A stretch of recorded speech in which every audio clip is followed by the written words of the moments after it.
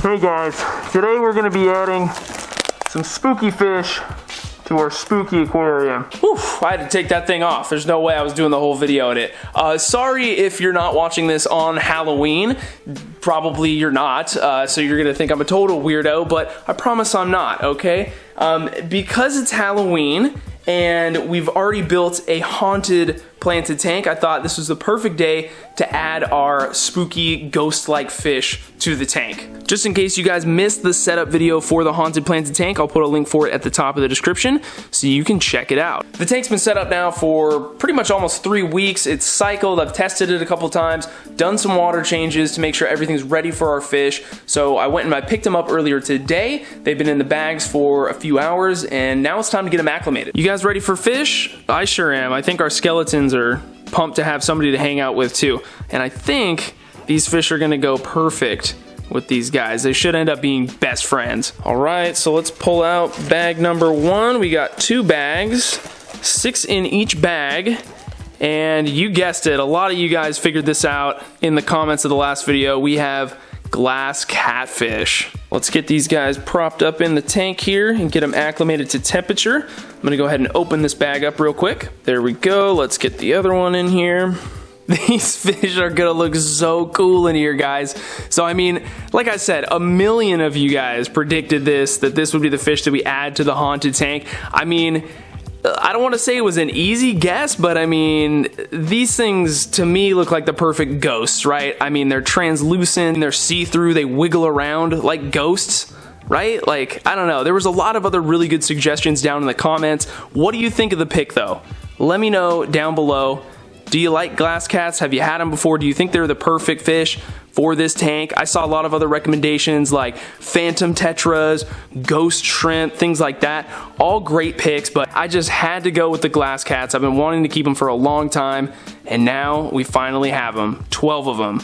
I'm gonna let these guys acclimate for about 20 minutes, and then we'll go ahead and add them in the tank. Hopefully they don't just all go and hide so we can get some good shots of them, but regardless, I'll make sure you guys get a good little montage of them. But let's talk about a couple things. First, I'll give you guys a little sneak peek of the scape here on the right that I'm working on. Work in progress. Hopefully I'll get to finishing it today. I gotta use up those dental air tissue culture plants that I brought home from AE. Soon, need to get those out of there. Looks like a skeleton made its way over here. Go back over there, buddy. But yeah, I don't know. I'm just kind of messing around here. I want to incorporate a lot of wood in this scape as well, so who knows if it's going to stay this way. But again, trying to finish up today. The lighting's going to be a little weird over here, guys, and my ears are super red from that mask, but hey, look, it's the 125. So another project that I'm working on is kind of getting this space finished up. I mean, I have a lot of work to do, but we got the 125 in the building. I have a scape planned out for it, and the goal is to get it done before the holidays. So whether that's Thanksgiving or Christmas, before one of those, I don't know which one it's gonna be, but I wanna finish the 340s over here, and then we're definitely gonna be getting to this guy and doing a proper scape in it. I'm super excited. I think it's been 20 minutes, so let's go back downstairs and let's check on our fish. You guys ready to go into your new tank? I think that's a yes. Remember guys, we want to prevent as much of the water that's in this bag from getting into our aquarium. There's always going to be a little bit of water on the fish that's impossible to prevent, but we just want to limit as much of it as possible. So we do that by, of course, pouring our fish into a net and collecting all the water down here in this bucket that we can go throw out into the yard. So that's going to help us prevent disease from entering our system, and it's just something that you always want to do.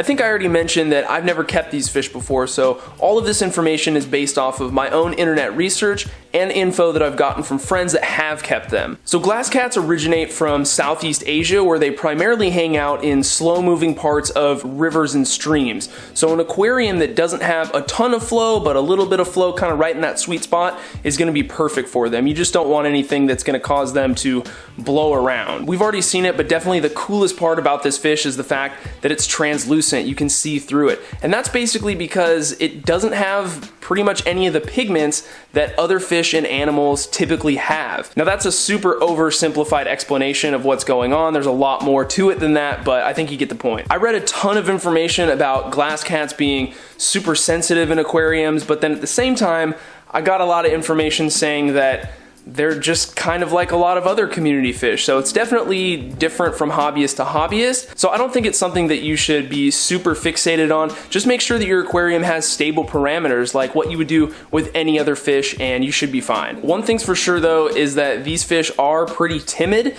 So you want to keep them, if you're gonna have them in a community tank, you want to make sure that you don't have a bunch of aggressive fish or fish that are, you know, so much larger than them that they could get bullied on. Another thing to help reduce all of this is to make sure that you have an adequate school of them, so at least 5 to 6 of them so that they can hang out and feel safe, hence why I decided to go with 12 of them for a start. There's 2 different species of the glass cat. One is K minor, that's the species that we don't have here. Those are basically a smaller version of what we do have. So these fish can get 5+ inches. I've seen 6 inches, but who knows if that's only in the wild. Still something that I'm learning. So if you have a smaller tank, make sure that you get that K minor species. I think they top out at around 2.5 to 3 inches. The tank mates that I'm gonna pick for these are just some other peaceful community fish. I think I'm gonna throw in my curry tetras that are over on the other side of the room right now, probably throw in some Amano shrimp as well, and in the future maybe even some other smaller fish that are gonna just hang out and all get along together. Of course, as soon as we put these guys in the tank, they just wanna go and hide. Classic fish move. There's some down here, kind of found a little cave. You see one wiggling there, maybe there's 2, yeah, down there. But hopefully you guys got some decent B-roll of them from today. But of course there will be several follow-up videos to this aquarium. You guys will be seeing a lot from this tank here in the near future, so it's all good. We'll let them hide out and just do their thing. I still have the little fog machine here in the back of the tank. It hasn't been on really at all. Basically, to get it to work, you need to have the water level down a little bit lower than I like to keep it, just to keep that fog in the tank and have it really have the effect that you want. And then the other thing too is, I mean, with the 40 breeder, I probably should have gotten 2 of these things to really make it work. I have to position it like perfectly in here to get it to create the effect that I want. So that paired with the water level thing, it hasn't been something that I've been doing all the time, and it just increases evaporation like a ton. So that's something that, you know, it was a good idea. It's kind of just a thing that you plug in when you have the buddies over just to kind of show off, but other than that, I haven't been using it. The backlight on this tank though is absolute life. I love it. It's probably, I don't know, it's just, it makes the tank. So if you guys haven't tried yet to backlight a tank, you gotta do it. In the setup video I showed you how I did it with the LEDs down here. You can see, because we don't have it blocked off, it kind of, you know, it's a mess down there. I'm fully aware, but if you guys want to have a dedicated video on how to do that, let me know and I'll consider throwing a short little video together for you. In the last video on this tank, we did add the hair grass, and I mentioned I didn't really like it because it was kind of the wrong color green for me. I think it's gotten a little bit darker. Bottom line is we're gonna leave it in the tank and just kind of let it do its thing. I think everything's gonna be all good with that. The mini Pelia, the other thing that I mentioned that I was just like falling in love with, I got some more on the way, and it's a lot. So really looking forward to that.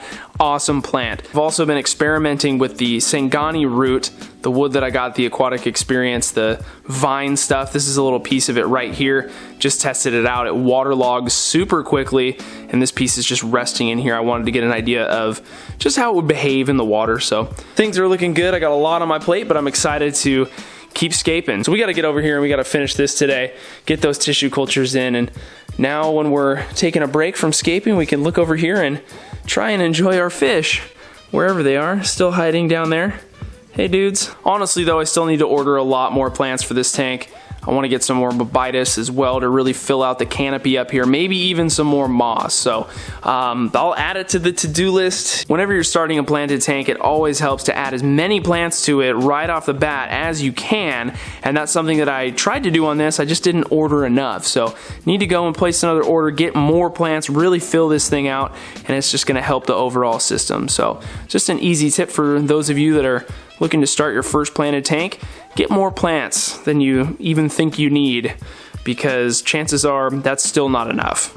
Anyway guys, I think that's going to do it for today's video. I hope everybody has an awesome Halloween. Sorry for scaring you with the mask, but I hope you at least enjoyed the addition of the glass cats to the haunted tank. I know I'm looking forward to just watching their behaviors and seeing what this fish is all about. It's a first for me, so thank you for coming on the journey with me. As always, thank you so much for watching. Don't forget to subscribe if you're new, and we will see you in the next video.